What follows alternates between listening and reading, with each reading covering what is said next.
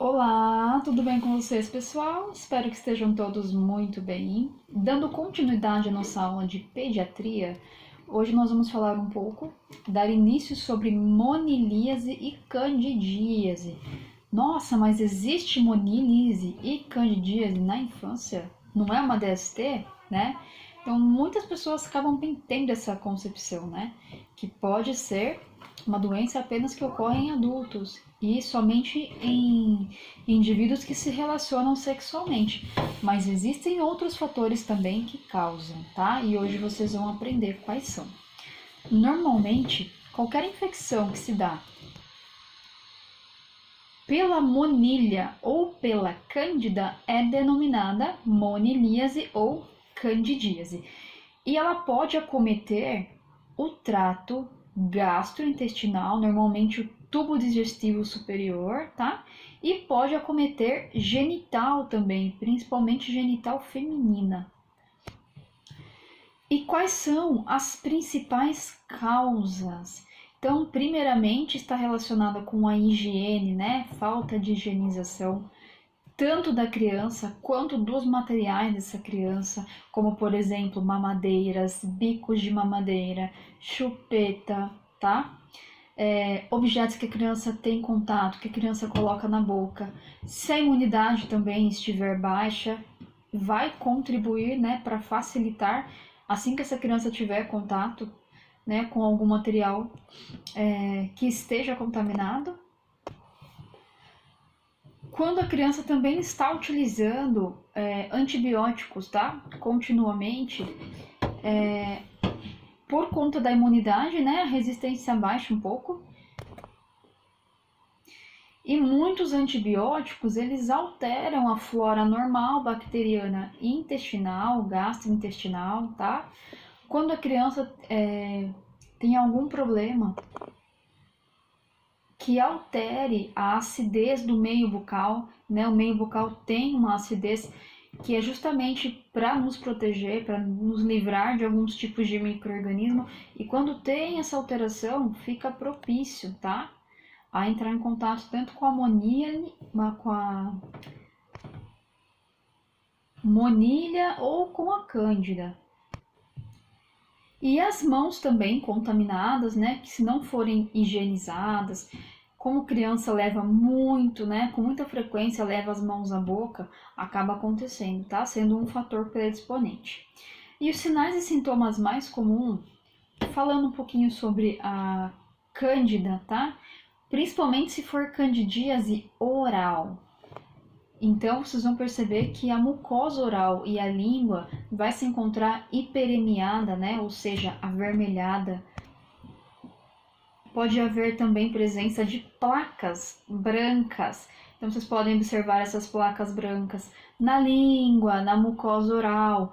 Quando, né, observa-se por meio de um aparelho, né, o laringoscópio, né, quando se observa, né, coloca uma lanterna na região oral da criança, dá para perceber lá próximo às amígdalas, né, a presença dessas placas brancas.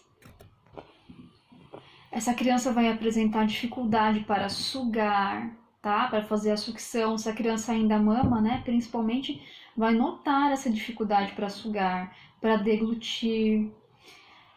Nota-se uma irritabilidade, uma agitação fora do normal também, porque incomoda, né? Arde, coça, impede a criança de se alimentar, então acaba incomodando, e principalmente aquelas crianças que não conseguem se manifestar, né? Verbalmente, ainda não falam devido à idade, elas vão ficar mais chorosas, mais irritadas, mais agitadas, como um meio de pedir ajuda, né? De falar que alguma coisa está errada ali. O tratamento em si é baseado na higienização oral. Normalmente são utilizadas medicações, né? Como nistatina, medicações antifúngicas. São utilizadas bicarbonato de sódio para poder fazer a higienização oral, para fazer a higienização dos bicos de mamadeira, de chupeta. Higienização do seio da mãe também, né? Porque se a criança ainda mama, quando a criança for mamar, pode ser, né, que tenha alguma interferência no bico da mãe, então tem que ser higienizado com frequência. Com relação aos cuidados de enfermagem, sempre manter a higiene dessa criança, realizar a lavagem das mãos sempre antes e depois dos cuidados, né? Isso é um cuidado padrão. Ficar de olho a qualquer alteração que possa ocorrer na região oral dessa criança. Administrar as medicações conforme prescrição médica e realizar a higiene oral também conforme a prescrição médica, tá? Normalmente vai utilizar soluções estéreis, como água destilada, o bicarbonato de sódio também, tá? Enxaguantes bucais que sejam prescritos pelo médico, tá? Pelo pediatra. E é bem importante ressaltar, pessoal, que a criança também que sofre abusos sexuais, então normalmente não é comum ter candidíase, monilíase na região vaginal, tá? Então, se essa criança apresenta esse tipo de situação, pode desconfiar de algum tipo de abuso sexual, porque a região mais frequente é a região oral, tá? E mesmo assim, com a região oral, também pode ficar atento, se atentar se a criança está sofrendo algum abuso ou não, tá? Então, deve-se notificar a enfermeira, assistente social para uma investigação, né? É uma doença frequente, mas não podemos descartar totalmente a possibilidade do abuso, tá? E sempre que vocês forem realizar a higiene oral, vão utilizar uma espátula, uma gaze, né? Para fazer a bonequinha. Vão utilizar, ou pode colocar a gaze diretamente no dedo, tá? Existem escovinhas próprias para criança, escovinhas siliconadas, né? Próprias para bebê. A partir do momento que já tem dente, já escova-se os dentes da criança. Então, tem essas escovinhas para fazer a higienização da língua, da cavidade oral, dos dentinhos. Então, elas são próprias para isso, são siliconadas, tá? Própria para criança. E com relação às soluções utilizadas também, deve ser sempre com a prescrição do pediatra, tá? Mesmo a pasta de dente, se a mãe for continuar fazendo a higiene oral, né? Mas aí, diferentemente, não com bicarbonato, mas continuar, né, até o crescimento e desenvolvimento da criança, até que ela possa realizar a higiene oral sozinha, oriente a utilizar pastas que não tenham quantidade de flúor, tá? Que possam alterar o organismo dessa criança. Então, não pode utilizar pasta de dente de adulto em bebês, em crianças, tá? Deve ser apropriada para a idade e prescrita, tá? Por um profissional dentista, um profissional pediatra, tudo bem? Então é isso, qualquer dúvida vão me falando, tá? Eu vou falar um pouquinho agora sobre outra doença, que é a otite média. Então, a otite significa oto, ouvido, ite, processo inflamatório, né, infeccioso.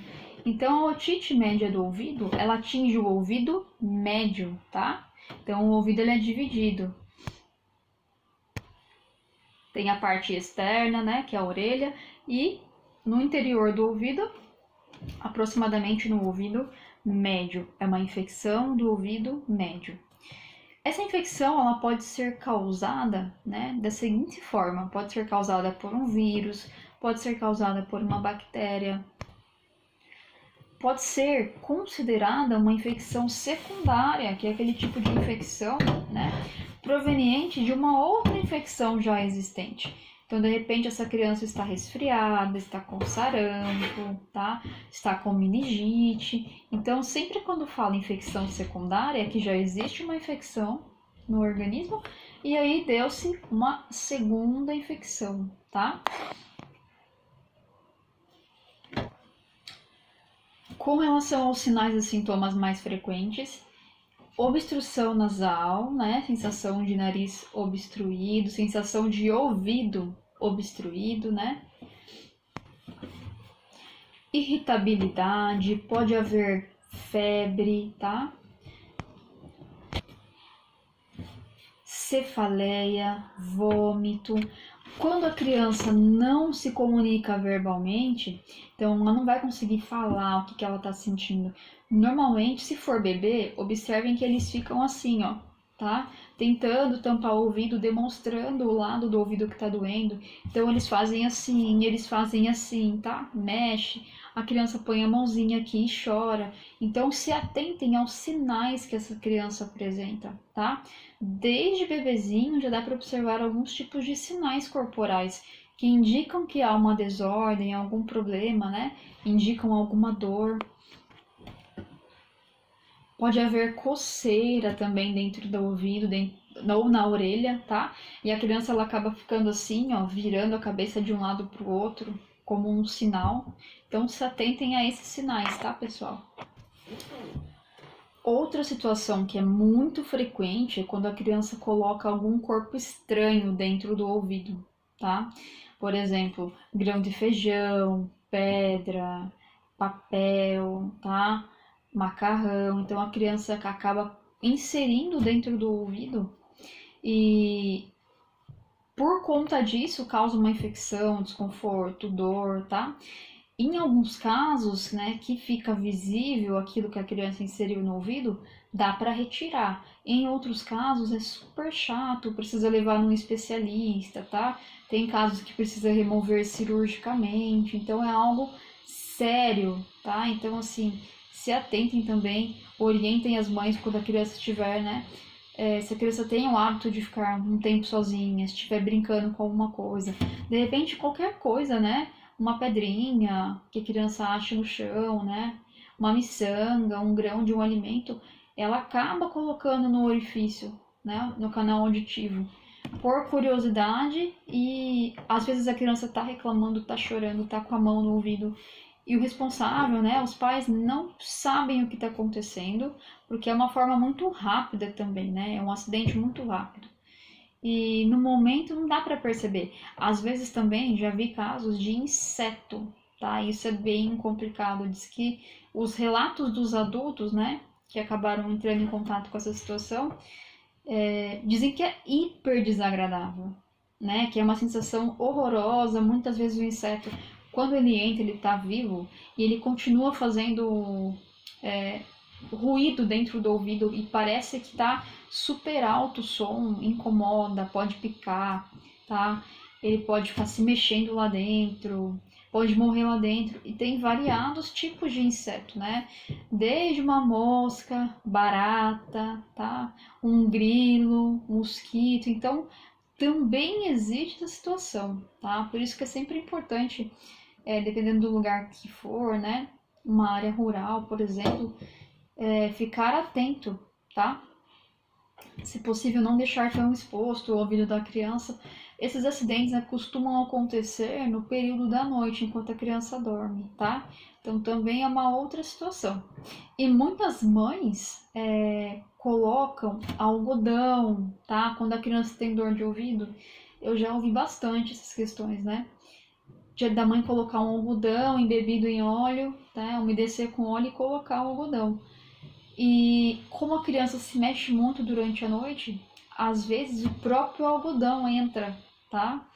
E causa uma obstrução, né? Causa uma infecção, fica lá dentro, ou ele parte, né? Eu cheguei a atender pacientes que umedeceram o algodão, só que esqueceram que o algodão, ele vai esfriar, né? Então, no momento em que ele está úmido, fica fácil de entrar. Quando ele volta novamente, né, ao seu estado sólido, quando for remover esse algodão, o que vai acontecer? Vai ficar uma parte lá dentro do ouvido, né? Então, se a mãe, porventura, que muitos médicos orientam, né, muitos profissionais, a esquentar a região do ouvido quando há dor de ouvido, então as mães acabam colocando um algodão, só que esse algodão ele não deve ser introduzido no ouvido, é só para tampar essa região externa aqui, ó. Ele não pode ir para dentro, tá? Então orientem bem as mães sobre isso, que pode ser um dos motivos que causa infecção também de ouvido. Com relação ao tratamento, consiste dois tipos de tratamento: tratamento clínico e o tratamento cirúrgico. No tratamento clínico, né, são administradas medicações como analgésicos para dor, antitérmicos se houver febre, né, alteração na temperatura. Descongestionantes nasais também são utilizados, tá?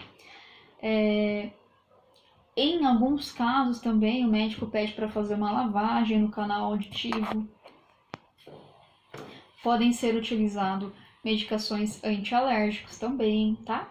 E o tratamento cirúrgico, normalmente, dependendo do grau da infecção, tá? De repente forma um abscesso, tem secreção, precisa drenar a secreção que está lá dentro, que está causando a dor. Então, é realizada uma incisão, tá? Um corte cirúrgico na membrana timpânica para poder fazer essa drenagem, né? Para sair o excesso de secreção que está lá, que está incomodando, que está latejando. E outra situação também é que deve tomar muito cuidado, né? No pós-operatório, com relação à higienização do local, né? No pós-operatório, a posição em que essa criança vai ficar durante o dia, que ela vai dormir, tá? A quantidade de secreção que está sendo drenada, ao aspecto dessa secreção que está sendo drenada. É importante vocês sempre estarem verificando a quantidade, se está em pequena, média, grande quantidade. O aspecto, né, se está espesso, a coloração. Normalmente o que é para ser drenado do ouvido vem em coloração amarela, né, principalmente se for uma infecção. Então, coloração amarelo claro ou amarelo escuro. Pode ser uma secreção serossanguinolenta, que tenha presença de pus e de sangue também, tá? Então, sempre avaliando as características e anotando. E se porventura houver alguma intercorrência, né? Sempre comunicar ao enfermeiro ou ao médico. Com relação aos cuidados de enfermagem, as precauções padrões, sempre realizar a higienização das mãos antes e depois do contato com o paciente, tá? Administrar as medicações de acordo com a prescrição, verificar os sinais vitais também de acordo com a prescrição, anotar qualquer anormalidade, encorajar a ingestão de líquidos, né? Estimular a ingestão de líquidos. Por que é tão importante essa ingestão? Porque daí vai auxiliar na fluidificação da secreção, vai facilitar para que essa secreção, né, se fluidifique e saia com facilidade. Outra questão da água, por conta da hidratação dessa criança, né? Principalmente quando tem alteração na temperatura, quando está com febre. Então, essa criança precisa ser hidratada, né? Repor o líquido. Sempre que vocês forem realizar a limpeza do local da incisão ou a limpeza do ouvido, realizar com todo cuidado, lembrando, pessoal, tanto para vocês quanto para vocês orientarem os pais, né, dessas crianças, os responsáveis, com relação às hastes, tá? Flexíveis, ou seja, o cotonete da vida, né? Então, nunca vai realizar a higienização do ouvido com um cotonete colocando lá dentro, tá? Sempre na região externa, e o intuito é que a secreção, a cera, ela saia, tá? Tá quase fora do ouvido. Quando ela estiver nesse estado, quase fora do ouvido, aí ela pode ser removida com um cotonete. Mas nunca fiquem estimulando a introdução do cotonete dentro da orelha, tá? Pode causar alguma complicação, perfuração, né, do canal auditivo. Então, cuidado com essa situação, sempre com muita delicadeza. Se houver prescrição para proporcionar calor nessa região, o que vocês podem fazer, né? Colocar uma toalha aquecida, um cobertor, uma compressa. Sempre que vocês forem utilizar compressa, coloquem sempre envolvida numa toalha, tá?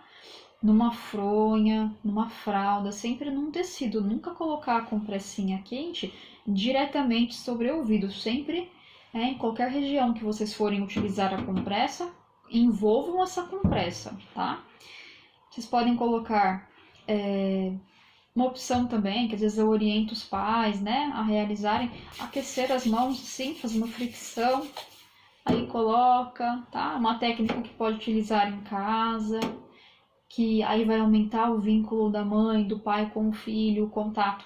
Às vezes a criança está agitada, está com dor, ela não vai colaborar, tá? Com essa compressa, né? Então, assim, se a criança não colaborar, se a dor estiver muito intensa, não tem problema. Normalmente acalma a criança quando começa a aquecer, alivia a dor, né? A sensação de desconforto. E tem crianças que já têm um cobertorzinho, uma naninha, então dá para estimular, né? Colocar perto do ouvido já o pertence da criança, para ela já ir se acostumando, né? Para ela reconhecer que é algo que pertence a ela, que estava na casa dela. Então os pais podem levar no hospital se estiver internado, ou pode continuar utilizando em casa, tá? Sempre procurem tranquilizar a criança, tá? Então, se a criança estiver agitada, né, estiver chorosa, sempre falem devagar, procurem tranquilizar, né? Na maioria das vezes, a presença dos pais ajuda muito nesse processo, tá? Da mãe, do pai, do responsável, da babá. Tem criança que se afeiçoa muito mais à babá, né? Pelo tempo que fica com ela. Então, assim, nunca deixe a criança sozinha com um profissional da saúde, porque é alguém que ela não reconhece, né? Então se coloca no lugar da criança, imagina lá, uma criança que não conhece, né? Não conhece vocês, não conhece os profissionais. Ah, minha mãe, meu pai me deixou aqui, saiu. É como se ela se sentisse abandonada. Então nesse momento a presença dos pais é importante, né? De um membro da família que ela se afeiçoe mais. Então, sempre procurem tranquilizar essa criança, trazer um momento de conforto para ela, tá? Alívio da dor, conversa, pega algum brinquedo que já pertence a ela, ou se tem brinquedo, né? Brinquedoteca, livro, no hospital também, né? Procurem estar oferecendo, estimulando para que essa criança sinta-se mais acolhida, mais confortável possível. E além disso tudo, sempre proporcione recreação para essa criança, né? Então, que tipo de recreação? De repente tem um desenho que ela gosta, que os pais podem colocar no celular, ou se o quarto tiver televisão, né? O quarto que essa criança estiver internada. Se a mãe, né, precisar continuar um tratamento em casa, fazer um curativo, a higienização do ouvido, né? Fala, mãe, durante esse momento, coloca alguma coisa que distraia a criança, que proporcione recreação, dê um brinquedo que ela mais goste, coloque num desenho, num filme que ela mais se afeiçoe, né? Uma música de repente, para ela poder não associar esse momento a um momento de desconforto, de dor. Senão ela não vai deixar os pais continuar o tratamento, tá? Então é importante vocês orientarem os pais para proporcionar esse momento de recreação. E quando estiver num consultório, né, clínica ou no ambiente hospitalar, também proporcionem recreação. Às vezes, na instituição que vocês trabalham não tem brinquedoteca. A brinquedoteca ela é um local para que as crianças possam brincar. Tem brinquedos, livros, tá? Jogos. Então, é uma distração para as crianças que estão internadas. Caso não tenha esse tipo de recreação, né? E a criança não tenha nenhum brinquedo, vocês podem usar a criatividade aí, né? Utilizar luvas para fazer um bonequinho para a criança, tá? Pegar alguma coisa que não cause risco para essa criança, obviamente, né? E que ela se distraia, de repente, uma caneta, um papel para ela desenhar, se ela já tiver uma certa idade para fazer isso, tá? Então é sempre importante, essa recreação vai ajudar bastante na hora do procedimento. Não quero dizer que todas as crianças colaborem 100%, tá? Então, às vezes a criança está bem agitada, vocês não vão conseguir entretê-la, né? Todas as recreações que vocês ofereceram não teve retorno, a criança está agitada, continua agitada. Aí, nesse caso extremo, né, podem optar por uma restrição física, né? Ou mecânica, se houver prescrição médica, tá? Aí o médico que vai definir se a criança vai ter restrição física, mecânica, pode ser uma sedação, dependendo da situação, tá? E é isso. Qualquer dúvida estarei à disposição. Na próxima aula estarei encaminhando para vocês uma aula sobre doenças pulmonares, tá? Então quem quiser já adiantando, lendo um pouquinho, se informando, nós vamos falar em doenças pulmonares, que é muito comum na infância. Tá bom, pessoal? Estarei mandando material de apoio para vocês verem alguns vídeos, tá? Para ajudar aí no estúdio. Qualquer dúvida estarei à disposição. Muito obrigada, gratidão. Até a próxima aula. Beijo para vocês.